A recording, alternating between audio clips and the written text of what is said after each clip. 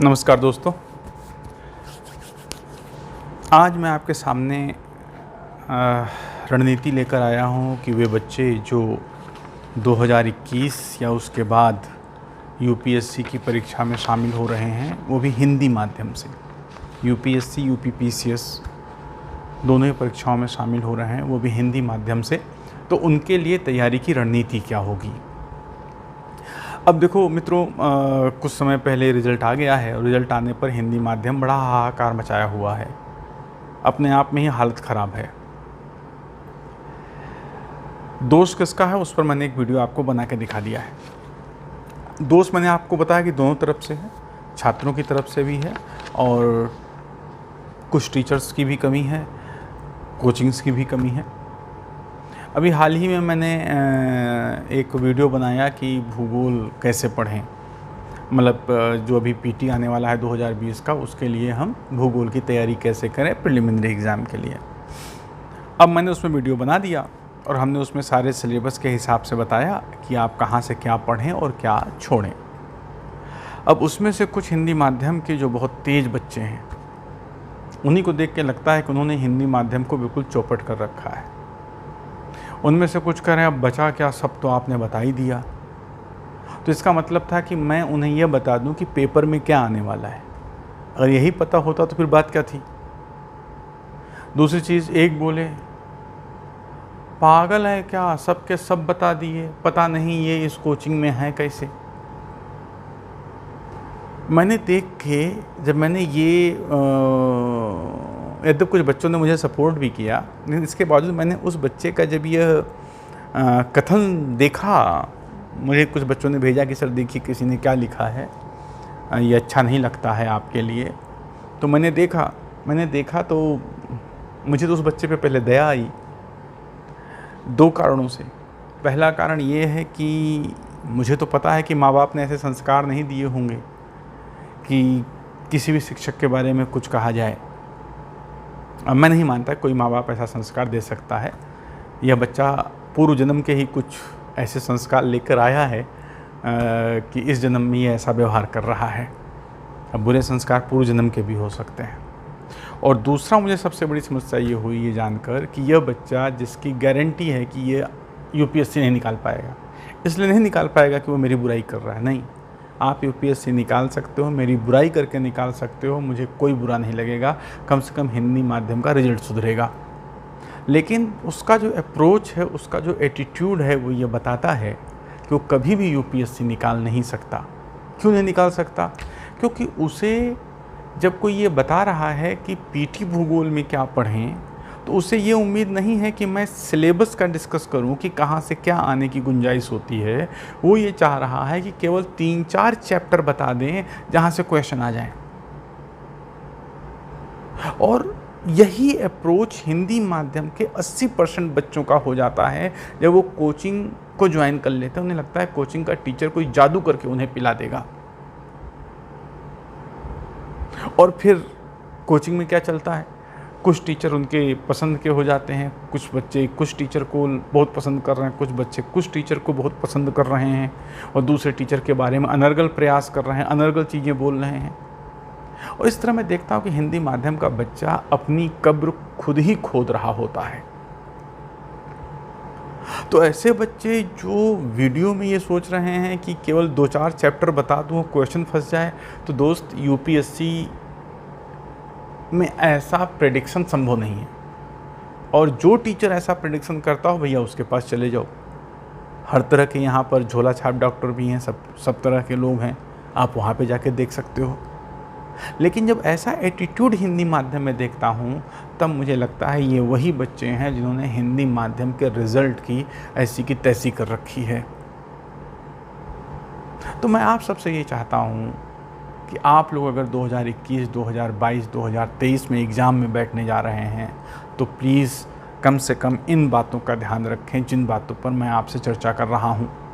यह वीडियो भी 2 पार्ट में डिवाइड होगा। पहला पार्ट होगा जहाँ मैं केवल आपको एनसीईआरटी की किताबें बताऊँगा। दूसरा पार्ट होगा जहाँ पर मैं आपसे टेक्स्ट बुक्स की बात करूंगा और इसके अलावा मैं आपसे ऑप्शनल का चयन कैसे करें उस पर मैं बात करूंगा। मैं किसी एक ऑप्शनल की बात नहीं कर रहा हूँ, ऑप्शनल का चयन कैसे करें उस पर बात करूंगा। तो इस बार हिंदी माध्यम का रिजल्ट आया। हिंदी माध्यम का जो हाईएस्ट रैंक है वो है 257th, और वो भी उत्तराखंड की प्रियंका है। और शायद उनका ये पहला प्रयास है, क्योंकि अभी उनके बारे में पूरी जानकारी नहीं मिली है। शायद उनका पहला प्रयास है। और ये ऐसे गांव से बिलोंग करती हैं जहाँ पर सड़क भी नहीं है, और इनसे समूह ग आदि की परीक्षा भी उत्तीर्ण नहीं हो रही थी। लेकिन इन्होंने ठान लिया कि मुझे करना है, और इन्होंने LLB करते हुए यह एग्ज़ाम 257वीं रैंक के साथ क्रैक कर दिया। इसके अलावा एक 274 पर हैं ऋचा रत्नम है, शायद ऋचा जी हैं, 274वीं रैंक है, उनके बारे में पर्याप्त जानकारी है। वो इंग्लिश मीडियम की रही हैं। उन्होंने इंग्लिश मीडियम छोड़कर हिंदी मीडियम अपनाया और हिंदी मीडियम से एग्ज़ाम दिया। और उनके पिता चूँकि हिस्ट्री के प्रोफेसर थे, तो उन्होंने अच्छे से उनको हिस्ट्री पढ़ाई, तो उनका ऑप्शनल हिस्ट्री है। और फिर उसके बाद की रैंक आप जान ही रहे हैं। इन दो लड़कियों का रिज़ल्ट ये बता रहा है, इन दो छात्राओं का रिज़ल्ट ये बता रहा है कि अगर आप में इच्छा शक्ति है तो कुछ भी किया जा सकता है, कुछ भी किया जा सकता है। इसलिए अगर आप 2021-2022 के लिए तैयारी शुरू कर रहे हैं तो सबसे पहले कुछ चीज़ें आपको बहुत कंफर्म रहनी चाहिए। पहली चीज़, आप कसम खा लें कि अगर आप तैयारी करने हिंदी मीडियम से आ रहे हैं तो आप कभी भी दिमाग में ऐसा नहीं लाएंगे कि क्या हम हिंदी मीडियम छोड़ दें, क्या इससे सिलेक्शन होगा। आप ये बिल्कुल मन में ठान के आइए कि हाँ, हिंदी माध्यम से ही सिलेक्शन होगा मेरा, क्योंकि मैं हिंदी में ही अपनी सबसे अच्छी अभिव्यक्ति दे सकता हूँ, अपने आप को सबसे अच्छा एक्सप्रेस कर सकता हूँ। तो पहली बात, जब आप इस एग्ज़ाम की तैयारी के लिए आ रहे हैं या लग रहे हैं तो आप अच्छे से ये ध्यान रखिएगा कि आपको इसी माध्यम से एग्ज़ाम देना है। बीच में आपके मन में कोई भटकाव नहीं आना चाहिए। हाँ, अगर भटकाव आ रहा है तो अभी आ जाना चाहिए और आप हिंदी माध्यम ज्वाइन करने के बजाय आप अभी से अंग्रेज़ी माध्यम की तरफ चले जाइए। बीच में कहीं भटकाव नहीं आना चाहिए, नहीं तो न तो माया मिली न राम वाली हालात होने वाले हैं फिर। तो पहली बात है, 2021-2022 के लिए जो बच्चे तैयारी करना चाहते हैं या उसके बाद के लिए जो तैयारी करना चाहते हैं, वो पहले अच्छे से अपने मन में ठान लें कि मैं तैयारी के किसी भी जगह पर यह नहीं सोचूंगा कि यह माध्यम गड़बड़ है और मैं किसी और माध्यम की तरफ जाने का प्रयास करूंगा, क्योंकि ऐसा आप करेंगे तो आपकी पढ़ाई बाधित होगी, आप डाइवर्ट होंगे और शायद फिर आपका एक बड़ा समय निकल जाए। अगर अभी आप तैयारी कर रहे हैं तो अभी उस मीडियम का चयन कर लें जिस मीडियम से आप करना चाहते हैं। तो हिंदी अगर आपने चयन किया है तो मैं डॉक्टर विवेक आपको उसकी स्ट्रेटजी बता रहा हूं। तो पहली बात सोच लो, हिंदी तो बस हिंदी। दूसरी बात, हिंदी के लेखन में जो आपके वर्तनी दोष हैं उनको पूरी तरह दूर करें। पहले आप देखें कि हिंदी की किन किन शब्दों में आपसे गलतियां होती हैं, उन शब्दों को देखें और उसके हिसाब से काम करें। तो पहले आप अपने हिंदी लेखन को दोष रहित बना लीजिए। दूसरी बात, तीसरी चीज़, अगर आप अभी 2020-21 में ग्रेजुएशन में जाना चाह रहे हैं, मतलब ग्रेजुएट होने जा रहे हैं, मतलब आप अगर 2020 में ग्रेजुएशन फर्स्ट ईयर में आप एडमिशन ले रहे हैं तो अभी आप तैयारी ना करें। अभी आप फर्स्ट ईयर में ग्रेजुएशन की अच्छे से तैयारी कीजिए। आपको यूपीएससी की अभी तैयारी करने की ज़रूरत नहीं है। यूपीएससी में भी आपको कुछ भी करने की ज़रूरत नहीं है। केवल आप एक काम कर सकते हैं, चूँकि आप हिंदी मीडियम के हैं तो दैनिक जागरण राष्ट्रीय संस्करण न्यूज़पेपर पढ़ना शुरू कर दें। या तो हार्ड कॉपी मिल जाए या नेट से मिल जाए, लेकिन आप दैनिक जागरण राष्ट्रीय संस्करण न्यूज़पेपर ही पढ़ेंगे। देखो, बहुत बड़ा मिथ है द हिंदू। हिंदी मीडियम बच्चे द हिंदू नहीं पढ़ पाते हैं या कई इंग्लिश मीडियम के नहीं पढ़ पाते हैं, तो उसी में दिमाग ख़राब हुआ करता है। दैनिक जागरण राष्ट्रीय संस्करण आपकी वो मांग पूरी करेगा, बशर्ते आप उसे रिलीजियसली बहुत अच्छे से पढ़ते रहें। हाँ, अगर आप द हिंदू पढ़ सकते हैं, समझ सकते हैं, उससे चीज़ें नोट डाउन कर सकते हैं, देख सकते हैं, नोट करने की इतनी ज़रूरत नहीं है, तो आप द हिंदू की तरफ जा सकते हैं। नहीं जा सकते हैं तो द हिंदू को अपने पैर का पत्थर न बना लीजिएगा। आप दैनिक जागरण राष्ट्रीय संस्करण पढ़िए, वहाँ से भी अच्छे से काम होगा। तो अगर आप ग्रेजुएशन फर्स्ट ईयर में है तो कुछ न कीजिए। हाँ, आप ये कीजिए कि ग्रेजुएशन में आप जो सब्जेक्ट लें वो ऐसे हों जो आपके ISPCS में काम आए। तो सब्जेक्ट क्या हो सकते हैं? सब्जेक्ट भूगोल हो सकता है, इतिहास हो सकता है, हिंदी साहित्य हो सकता है, राजनीति विज्ञान हो सकता है, समाजशास्त्र हो सकता है, लोक प्रशासन हो सकता है। मेरा मानना है आप इतिहास, भूगोल, हिंदी साहित्य, राजनीति विज्ञान या समाजशास्त्र, इनमें से किन्हीं 3 का चयन कर लें और फर्स्ट ईयर में जम के इनको पढ़ें जो भी आपका है। और फर्स्ट ईयर में आप कोशिश करें 70% से ज़्यादा नंबर फर्स्ट ईयर में लेके आएँ। अगर देखो, ग्रेजुएशन में सबसे कम नंबर फर्स्ट ईयर में मिलते हैं। अगर आपने इसमें 70% ले लिया तो आप यकीन मानिए सेकेंड ईयर थर्ड ईयर में आपके 70 से कम नहीं आएंगे, उसी के आसपास रहेंगे, तो भी आप फर्स्ट डिवीज़न बना लेंगे। अगर आप फर्स्ट डिवीज़न बना लेते हैं तो आपके दिमाग से एक बैरियर हट जाएगा कि यार इंटरव्यू में पूछेगा कि मैं सेकंड डिवीज़न क्यों हूँ, थर्ड डिवीज़न क्यों हूँ। तो आप भले ही इंटर तक चाहें जो हों, लेकिन अगर ग्रेजुएशन में मेहनत करके आपने फर्स्ट डिवीज़न प्राप्त कर ली तो एक आपके मन के अंदर क्या होगी? मजबूती। तो आप अगर ग्रेजुएशन फर्स्ट ईयर में हैं, please don't prepare for the UPSC। Even तो आप कुछ भी ना करें UPSC के लिए तो भी अभी चलेगा। किसी कोचिंग को तो कतई ज्वाइन नहीं करना है। हाँ, जब आप सेकेंड ईयर में पहुँच गए, अभी मैं उनके लिए बता रहा हूँ जो ग्रेजुएशन करेंगे, जब आप सेकेंड ईयर में पहुँच गए तब आप यहाँ पर 1 साल अपने ग्रेजुएशन की पढ़ाई के साथ NCERT पढ़ेंगे। कौन सी NCERT पढ़ेंगे उसकी लिस्ट मैं भी आपको बताता हूँ। फिर जब आप थर्ड ईयर में जाइएगा तब आप यहाँ पर कोई कोचिंग ज्वाइन कर लीजिएगा। कोचिंग ज्वाइन करना मजबूरी नहीं है, क्योंकि ये जो 2 बच्चियाँ हिंदी माध्यम में आई हैं, जो टॉप हैं हिंदी माध्यम की, भले ही बहुत पीछे है, उन्होंने बिना कोचिंग के तैयारी की है, और जिन्होंने कोचिंग लिया है उनके हाल आप देख रहे हो, ये है ना। तो यहाँ पर कोचिंग की ज़रूरत नहीं है, बशर्ते आपके पास अच्छा गाइडेंस उपलब्ध हो। अगर आपको लगता है गाइडेंस नहीं अच्छा है और आप कोचिंग ज्वाइन करना चाहते हैं तो कोचिंग ज्वाइन करने में कोई बुराई नहीं है, उसका सही उपयोग आप करना सीखें। हिंदी माध्यम के बच्चों को लेकर मेरी क्लास में भी बड़ी शिकायत रहती है। मैं क्लास में भी उनको डांटता रहता हूँ जो मेरे बच्चे हैं, बल्कि उनमें से कई बुरा भी मान जाते हैं, लेकिन मैं क्या करूँ, मैं उनके बुरा मानने के लिए मैं कुछ नहीं कर सकता, राइट। और ख़ास तौर पे अब जब मैं बच्चों को देखता हूँ यूट्यूब में जिस तरह वो रिमार्क्स देते हैं, क्या करते हैं, मुझे तो पक्का तय है कि ऐसे बच्चे कभी भी सिलेक्ट नहीं होंगे, क्योंकि उनका एटीट्यूड ही ऐसा नहीं है। तो आप अगर अच्छे एटीट्यूड वाले बच्चे हैं, बिल्कुल दमदार बच्चे हैं जो दम के साथ उतरना चाहते हैं 2021, 22, 23 की परीक्षा में, तो आप प्लीज़ इसको फॉलो कीजिए जो मैं आपको कहने की कोशिश कर रहा हूँ। फिर आप थर्ड ईयर में कोई कोचिंग ज्वाइन कर लीजिए। क्यों थर्ड ईयर कह रहा हूँ? थर्ड ईयर तक आते आते आप थोड़ा परिपक्व हो जाएंगे।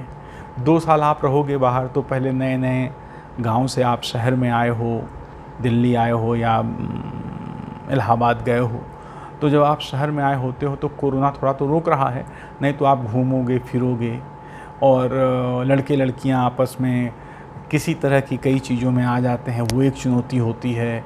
थोड़ा शहर की हवा लग जाती है, वो एक चुनौती होती है। दुनिया बड़ी रंगीन नज़र आती है, उसमें आप डूबे रहते हो। तो 1-2 साल में जो कुछ करना होता है आदमी कर लेता है, थोड़ी बहुत हकीकत उसे पता लगने लगती है और वो थोड़ा मैच्योर हो जाता है, एक से अधिक चीज़ों को हैंडल कर सकता है, राइट। तो तब आप थर्ड ईयर में जाके कोचिंग लें अगर आपको ज़रूरत लगती है तो। मैं कोचिंग को नहीं कह रहा हूँ कि आप लें ही, ज़रूरत लगती हो तो आप एक अच्छी कोई कोचिंग ज्वाइन कर लें। कोचिंग कोई अच्छी है या बुरी है, या आप वहाँ जो बच्चे पढ़ रहे हैं या जो पहले से बच्चे पढ़े हैं या जो आपको कोई और गूगल वगैरह से मिल रहा है कहीं से, तो उसके आधार पे आप अपने हिसाब से कोई भी कोचिंग ज्वाइन कर सकते हैं। हाँ, लेकिन जब आप कोचिंग ज्वाइन कर लें तो पूरी तरह उसी कोचिंग पे निर्भर रहें, केवल उसी कोचिंग के नोट्स पढ़ें, उसी कोचिंग का करंट अफेयर पढ़ें, किसी और कोचिंग के करंट अफेयर आदि को आपके पढ़ने की ज़रूरत नहीं है, ठीक है ना। तो आप थर्ड ईयर में कोचिंग ज्वाइन करें, और जब आप थर्ड ईयर में कोचिंग ज्वाइन करोगे तो कोई भी कोचिंग 18 महीने ले लेती है अपना सिलेबस पूरा करने में। 15 से 18 हर अच्छी कोचिंग लेगी, 15 से 18 महीने हिंदी मीडियम के लग जाते हैं। और चूँकि आपने पहले से NCERT पढ़ा हुआ है, तो अब जो टीचर आपको कोचिंग में पढ़ाएगा उसे समझना आपके लिए मुश्किल नहीं होगा और आप अपने क्लास के अधिकतर बच्चों से आप बहुत आगे होगे। तेज़ी से आप समझ रहे होगे, चीज़ें आप कर रहे होगे, आंसर राइटिंग करने में कोई दिक्कत नहीं होगी, बेसिक्स आपके मजबूत होंगे ना। और ऐसा ही बच्चा फर्स्ट अटेम्प्ट में एग्ज़ाम निकालता है। ठीक है, तो जो ग्रेजुएशन में है वो यही कहेंगे, फर्स्ट ईयर ग्रेजुएशन में वो सब्जेक्ट लो जो आपको आगे पढ़ने हैं, तो जी भर के करके फर्स्ट डिवीज़न निकाल दो। सेकेंड ईयर में एनसीईआरटी अच्छे से तैयार कर लो। थर्ड ईयर में कोचिंग ज्वाइन करो अगर आपको लगता है, और वहाँ जम के पढ़ाई करो। और थर्ड ईयर के ख़त्म होने के बाद ही अगले साल आप यूपीएससी वगैरह के एग्ज़ाम में बैठकर उसे निकाल सकते हो अगर आपने बहुत ईमानदारी से पढ़ा है। राइट, तो ये पहले लेवल में भी है, अभी मैं आपको बता रहा हूँ। ये हो गया। दूसरी चीज़, जो बच्चे ग्रेजुएशन कर चुके हैं, पोस्ट ग्रेजुएशन कर चुके हैं, उनके लिए क्या है? उनके लिए यही है कि वो भी कोचिंग ज्वाइन करने के पहले जो मैं आपको एनसीईआरटी बताऊं, उन एनसीईआरटी को आप 2 बार पढ़ लें। किताब में ही पढ़ लें, अंडरलाइन कर लें, चाहे तो उसके शॉर्ट नोट्स बना लें अगर बन सकते हैं। एनसीईआरटी के जो पीछे के क्वेश्चन आंसर हैं उन्हें सॉल्व कर लें। कुल मिला के एनसीईआरटी पे आप कमांड ले लें, और जब एनसीईआरटी पे कमांड ले लें तब आप तुरंत एक कोचिंग ज्वाइन कर सकते हो, और वहाँ पर उसके हिसाब से आगे बढ़ते हुए आप अपनी सफलता सुनिश्चित कर सकते हो। लेकिन किसी भी कोचिंग में जाने के पहले जो आपको पहला काम करना है वो है एनसीईआरटी आपकी तैयार होनी चाहिए। एनसीईआरटी आपकी कोचिंग में जाके नहीं तैयार होनी चाहिए। ठीक, नेक्स्ट बात, अंग्रेजी को लेके इतना भयभीत क्यों? थोड़ी बहुत अंग्रेजी तो आपको आनी चाहिए, जिससे कि आप एग्ज़ाम में क्या पूछा है। कई बार हिंदी के शब्द इतने कठिन होते हैं कि अंग्रेजी देख के हमको समझ में आता है कि अच्छा इसका अर्थ ये होगा। राइट, उपागम कहा जाए और अप्रोच कहा जाए तो शायद आपको अप्रोच जल्दी समझ में आ जाएगा, है ना। तो आप अंग्रेजी से इतना भयभीत ना हों। अंग्रेजी को आप एक ठीक ठाक लेवल पे रखें, बहुत एक्सपर्ट होने की ज़रूरत नहीं, बहुत कमज़ोर होने की ज़रूरत नहीं। तो क्या करें, आपने 10th में या 12th में एक किताब देखी होगी, new light in general English या new style in general English. तो मैं कहूँगा उसमें से new style in general English, new style in general English करके एक ग्रामर की बुक आती है। उस ग्रामर की बुक को अच्छे से आप एक बार कर जाइए। उसमें synonym, antonym, homophones, one word substitution, phrases, tenses दिए होंगे, इवन दो उसमें कई आपको कॉम्प्रिहेंसन भी दिए होते हैं। तो बस वो 10th वाली या 12th वाली इंग्लिश की किताब को अच्छे से आप एक बार कर लेंगे तो आपकी वोकेबलरी मजबूत हो जाएगी। और ये आप कोचिंग में पहुंचने के पहले ही कर लेंगे, कोचिंग ज्वाइन करने के पहले ही कर लेंगे। तो अंग्रेजी में मजबूती के लिए आप अपने यूपी बोर्ड के, मध्य प्रदेश बोर्ड के या बिहार बोर्ड के, राजस्थान बोर्ड के, आप जहाँ हैं वहाँ से आप एक किताब देखेंगे जो आपकी ग्रामर में चलती हो, 12th इंग्लिश में ग्रामर की चलती हो, उसको बहुत अच्छे से आप तैयार कर लेंगे, जिससे आपकी वोकेबलरी क्या हो जाए, मजबूत हो जाए। तीसरी चीज़, आप हमेशा आदत डालेंगे कि आप एक न्यूज़पेपर रोज़ पढ़ेंगे। पढ़ने तो 2 से ज़्यादा चाहिए, लेकिन एक ही भी बहुत है। एक न्यूज़पेपर पढ़ें, दैनिक जागरण, राष्ट्रीय संस्करण, हिंदू पढ़ सकते हैं पढ़ें, नहीं पढ़ सकते रोना मत, दैनिक जागरण, राष्ट्रीय संस्करण काम करेगा। प्लस जो आप कोचिंग ज्वाइन करेंगे उनकी जो मंथली मैगज़ीन होगी उस मैगज़ीन को आप तैयार करें। अगर वो मैगज़ीन नहीं मिल रही है तो आप सिविल सर्विसेज क्रॉनिकल आती है, civil services chronicle monthly magazine आती है, आप कोचिंग ज्वाइन करोगे वो आता है। राइट, तो वहाँ पर आप न्यूज़पेपर पढ़ें प्लस एक मंथली मैगज़ीन, और जो मंथली मैगज़ीन पढ़ें फिर उसी को पढ़ें। राइट, कुछ और कोचिंग वाली मंथली मैगज़ीन है तो उसे पकड़िए तो बस उसे पकड़िए, और सिविल सर्विसेज क्रॉनिकल पकड़ा तो केवल उसे पकड़िए तो उसे पकड़िए। राइट, तो करंट अफेयर में ये 2 चीज़ें आपकी हमेशा होनी चाहिए। ठीक है, अब मैं आपसे बात करता हूँ कि आपको कौन सी एनसीईआरटी पढ़नी है। अब मैं एनसीईआरटीज़ की अगर मैं बात करता हूँ तो हिस्ट्री में कौन सी एनसीईआरटी पढ़नी। हिस्ट्री में आप हिस्ट्री से ही शुरुआत करें, इंटरेस्टिंग होता है। ये जब शुरुआती चैप्टर थोड़ा मुश्किल हो जाते हैं एंशिएंट इंडिया के, लेकिन शुरू करना तो यहाँ पर इतिहास में पहले आप पुरानी एनसीईआरटी पढ़िए। प्राचीन भारत का इतिहास रामशरण शर्मा द्वारा, मध्यकालीन भारत का इतिहास सतीश चंद्रा द्वारा, और आधुनिक भारत का इतिहास बिपिन चंद्रा द्वारा। प्राचीन भारत का इतिहास रामशरण शर्मा द्वारा, मध्यकालीन भारत का इतिहास सतीश चंद्रा द्वारा, आधुनिक भारत का इतिहास बिपिन चंद्रा द्वारा। फिर इसके बाद आप पढ़ेंगे विश्व इतिहास की झलक, या विश्व इतिहास की एक किताब आती है जो ग्रीन कलर के पैकेट में, ग्रीन कलर का उसका मुख्य पृष्ठ होता है, वो आप विश्व इतिहास पढ़ेंगे, राइट। तो आप ये 4 किताब पहले ओल्ड पढ़ेंगे, एनसीईआरटी हिस्ट्री की, ओल्ड हिस्ट्री की एनसीईआरटी। फिर जब आप ये पढ़ लें तो न्यू एनसीईआरटी भी पढ़ सकते हो 6 से 12 तक, लेकिन इन एनसीईआरटी से आपका काम हो जाएगा। पहले ये एनसीईआरटी टेक्स्ट बुक हम अगले एपिसोड में आपको बताएंगे। फिर आप ज्योग्राफी की तरफ जाओ, तो ज्योग्राफी में आपको 6 से 12 तक की एनसीईआरटी पढ़नी है। ज्योग्राफी में आपको 6 से 12 तक की एनसीईआरटी पढ़नी है न्यू। ज्योग्राफी में आप पहले पढ़ेंगे न्यू एनसीईआरटी 6th क्लास से 12th क्लास तक। फिर अगर ओल्ड एनसीईआरटी पढ़नी है तो केवल पढ़ोगे 6th, 7th और 8th क्लास की। ज्योग्राफी में अगर ओल्ड एनसीईआरटी पढ़नी है तो केवल पढ़ोगे 6th, 7th और 8th क्लास की, और इसमें भी केवल महाद्वीप पढ़ोगे। बाकी सब 6 से 12th की न्यू एनसीईआरटी किसकी रहेंगी? भूगोल की। फिर इसके बाद अगर हम पॉलिटी की बात करें, पॉलिटी में आप 6 से लेकर के 11th तक की एनसीईआरटी पढ़ोगे। 6 में कौन सी एनसीईआरटी है पॉलिटी में? 6, 7, 8 में पॉलिटी की जो एनसीईआरटी है वो है सामाजिक व राजनीतिक जीवन, सामाजिक और राजनीतिक जीवन, पार्ट 1, पार्ट 2, पार्ट 3, 6, 7, 8 में सामाजिक और राजनीतिक जीवन।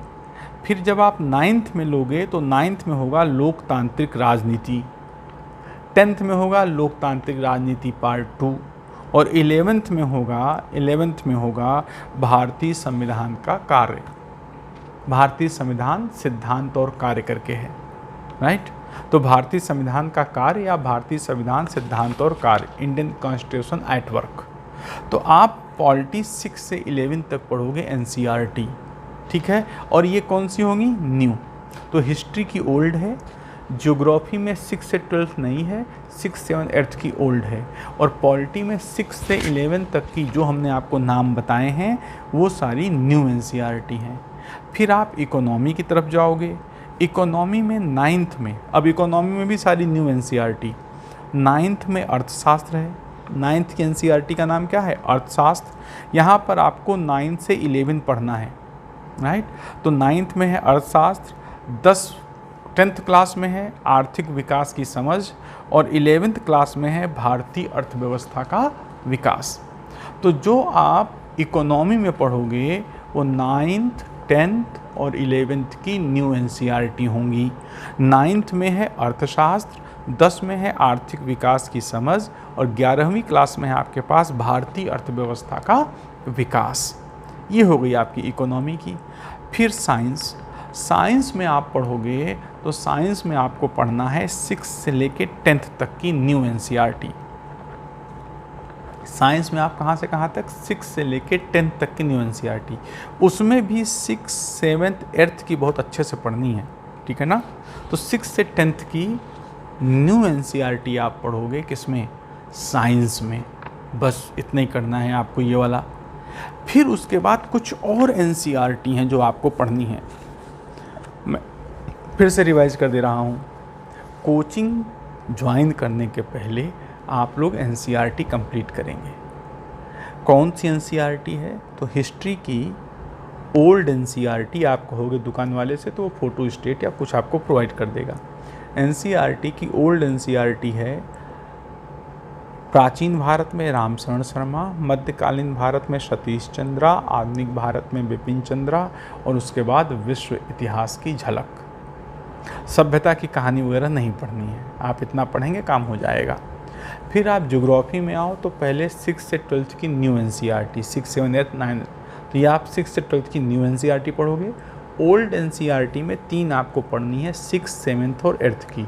तो जो आपने न्यू पढ़ी है उसके अलावा 6, 7, 8th की ओल्ड ज्योग्राफी न्यू एनसीईआरटी ले लोगे, उससे काम हो जाएगा। फिर हम आते हैं पॉलिटी में। तो पॉलिटी में आपको 6 से लेकर 11 तक की, 6 से लेकर 11 तक की न्यू एनसीईआरटी पढ़नी है। पहली है सामाजिक व राजनीतिक जीवन, पार्ट 1, पार्ट 2, पार्ट 3, 6, 7, 8 की। 9th और 10th में है लोकतांत्रिक राजनीति, पार्ट 1, पार्ट 2।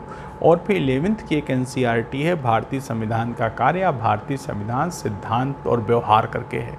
ये आपको एक NCERT पढ़नी है, ठीक है। इकोनॉमी में आप न्यू NCERT पढ़ोगे। 9th की NCERT का नाम ही है अर्थशास्त्र, 10th का है आर्थिक विकास की समझ और 11th का है भारतीय अर्थव्यवस्था का विकास। और साइंस में जब आप पढ़ोगे तो 6th से 10th की न्यू NCERT पढ़ोगे। 6th से 10th तक की आप न्यू NCERT पढ़ेंगे, ठीक है। इस प्रकार आपके सब्जेक्ट क्या हो गए? हिस्ट्री, ज्योग्राफी, पॉलिटी, इकोनॉमी और साइंस। कुछ और किताबें हैं जो आपको पढ़नी पड़ेंगी। जैसे एक किताब आपको मिलेगी, उसका नाम है भारतीय समाज, इंडियन सोसाइटी। ये 12th की NCERT है, राइट। भारतीय समाज में परिवर्तन भी पढ़ सकते हो, लेकिन फिर भी आपको एक ये मैं NCERT आपको दिखा रहा हूँ, ये है भारतीय समाज, ठीक है ना। ये 12th की न्यू NCERT है, सोशोलॉजी की है, लेकिन आपको भारतीय समाज को समझने के लिए ज़रूरी होगा। एक हो गई भारतीय समाज, ये भी लिख लीजिए। फिर उसके बाद क्लास 12th की 2 किताबें हैं। क्लास 12th की 2 न्यू NCERT हैं। एक है समकालीन विश्व राजनीति, समकालीन विश्व राजनीति 12th क्लास की न्यू NCERT, और दूसरी है यहाँ पर स्वतंत्र भारत में राजनीति, स्वतंत्र भारत में राजनीति, ठीक है। ये इंडिया आफ्टर इंडिपेंडेंस की कई चीज़ों को यह पूरी करेगी। और जब आपको अगर मौका हो तो आप भारत और समकालीन विश्व भी पार्ट 1, पार्ट 2, भारत और समकालीन विश्व पार्ट 1 और पार्ट 2 आप पढ़ लें।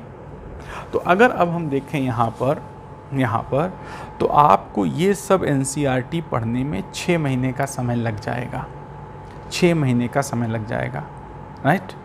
तो आप ये NCERT ज़रूर पढ़ें और इनको पढ़ने के बाद ही आप कोई कोचिंग ज्वाइन करें। तो मैं यहाँ आपको पहले कुछ चीज़ें रिपीट कर देता हूँ।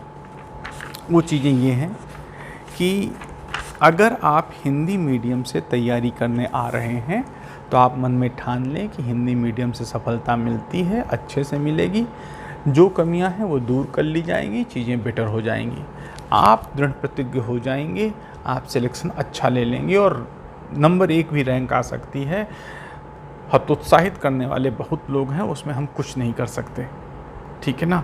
आपको अंदर से हतोत्साहित नहीं होना है, हिम्मत बनाए रखना है, ठीक है। तो यहाँ पर हिंदी माध्यम आपने चुन लिया तो बस आपने चुन लिया, उसी से सफलता लेनी है, ठीक। ऋचा रत्नम आपके आगे एक उदाहरण होनी चाहिए कि अंग्रेजी मीडियम होने के बावजूद उन्होंने हिंदी माध्यम से परीक्षा दी और सफल हुई, ठीक है। दूसरी चीज़, हाँ, अपनी लेखन शैली में वर्तनी दोष दूर करना है।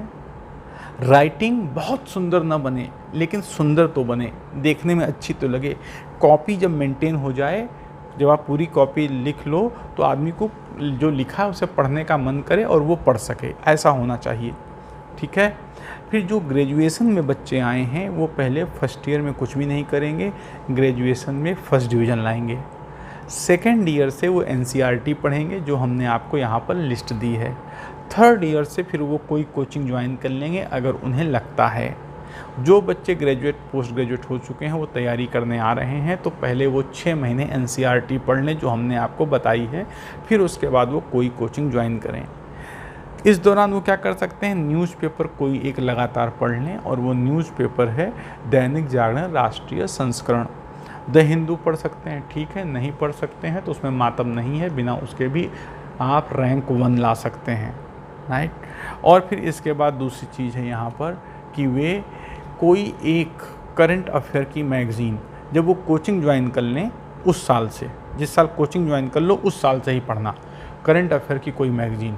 अब वो कोचिंग आपको दे रही है तो केवल कोचिंग वाली मैगज़ीन पढ़ो। दूसरा, नहीं तो सिविल सर्विसेज क्रॉनिकल आप करंट अफेयर में अच्छे से पढ़ सकते हैं। तो कोचिंग ज्वाइन करने के पहले आप इतना काम करेंगे।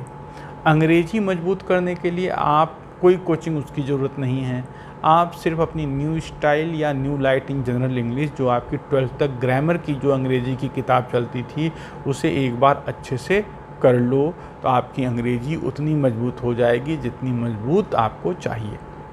एक और चीज़ बचती है सी सेट। सी सेट की भी कुछ प्रारंभिक तैयारी आपकी ज़रूरी है। तो सी सेट में आप शुरू से 2 काम कर सकते हो। हफ्ते का एक दिन आप रख दो कि आप इस दिन मैथ और रीजनिंग लगाएंगे, और इसके अलावा कम से कम 5 कॉम्प्रीहेंशन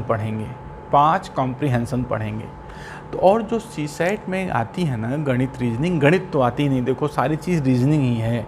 प्रोबेबिलिटी के भी 2-4 क्वेश्चन आते हैं जो रीजनिंग के थ्रू निकल जाते हैं। तो ये 10th स्टैंडर्ड की आती है, बहुत कठिन नहीं होती। पता नहीं बच्चों को इतनी कठिन क्यों लग जाती है। तो आप कोशिश करें प्रीवियस ईयर पेपर के थ्रू मैथ और रीजनिंग देख लें कौन कौन से चैप्टर आते हैं, और हफ्ते के एक दिन आप उन चैप्टर को मैथ और रीजनिंग को लगाओ।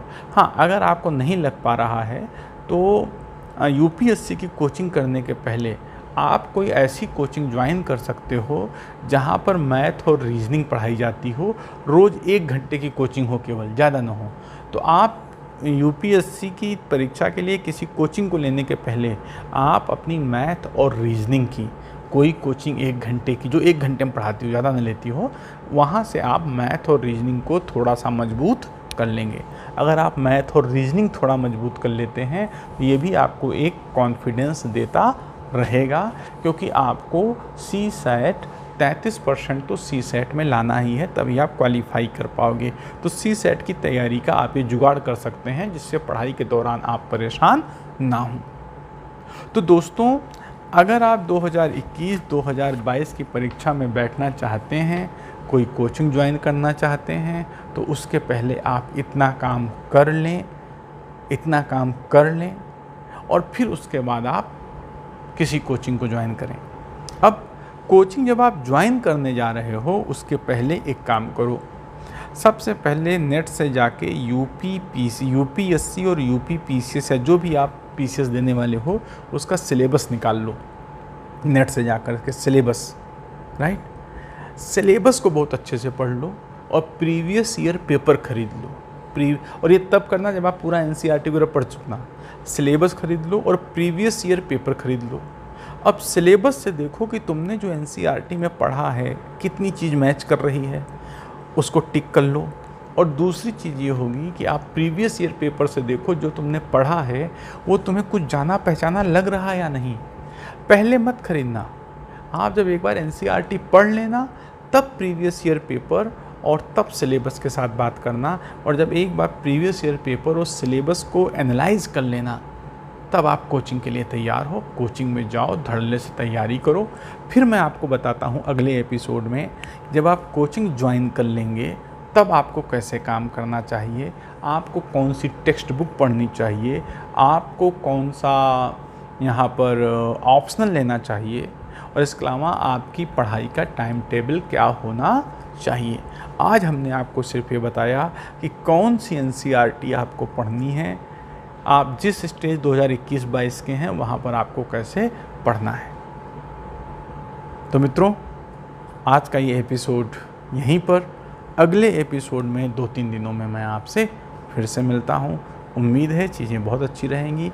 नकारात्मक लोगों से दूर रहिए और हिंदी माध्यम में आपका कोई भी दोस्त, अगल बगल जो भी दिखता है, जो घटिया सोच रखता है, जो कहा जाए कि उन्मादी टाइप का है, जो फेंकू टाइप का है, कहा जाए लंबी लंबी बातें करता है या किसी को अपशब्द वगैरह कहने में अपनी बड़ी बात समझता है, ऐसे किसी व्यक्ति से दूर रहिए, क्योंकि यह सिर्फ अपना ही यूपीएससी का एग्ज़ाम चौपट नहीं करेगा, ये कहीं का नहीं रह जाएगा, बल्कि आपको भी लपेटे में रह लेगा, क्योंकि संगति का असर ज़रूर पड़ता है।